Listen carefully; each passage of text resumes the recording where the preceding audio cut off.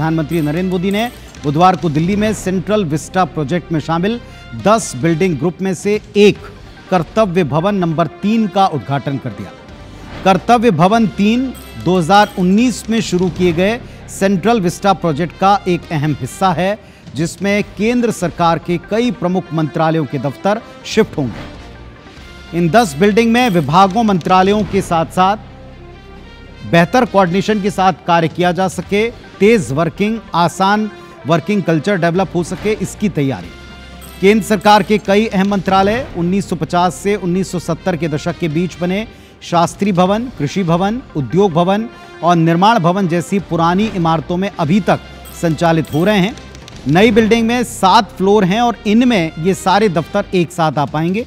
कर्तव्य भवन 1.5 लाख वर्ग मीटर में फैले एक ऐसा परिसर है जहां एक साथ 600 कारें खड़ी हो सकती हैं।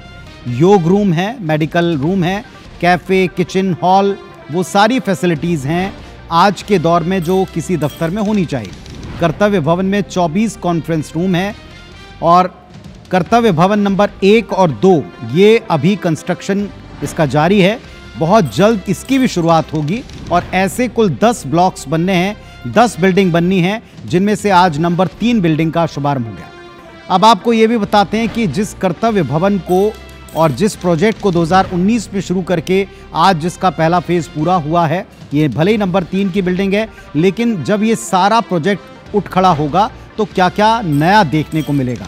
बहरहाल जो पूरा प्रोजेक्ट है उसे समझने से पहले आपको आज जिसका उद्घाटन किया गया इसकी विशेषताएं बताते हैं। तो आप देखें, इस एक बिल्डिंग में कर्तव्य भवन 3 में गृह मंत्रालय, विदेश मंत्रालय, ग्रामीण विकास मंत्रालय, एमएसएमई विभाग और पेट्रोलियम मंत्रालय के दफ्तर होंगे। ये विभाग होंगे केंद्र सरकार के जो इस एक बिल्डिंग में।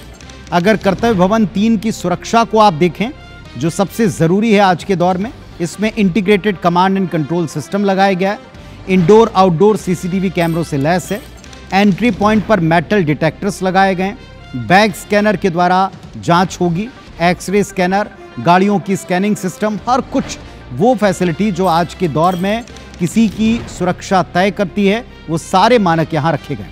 अब आपको बताते हैं कि किस मंजिल पर कौन सा मंत्रालय है या हर फ्लोर का क्या स्ट्रक्चर है। पहली मंजिल के ऊपर पेट्रोलियम विभाग होगा, दूसरी फ्लोर के ऊपर आपको एमएसएमई, कार्मिक और प्रशिक्षण विभाग, इसके अलावा विदेश मंत्रालय की सुविधाएं मिल पाएंगी।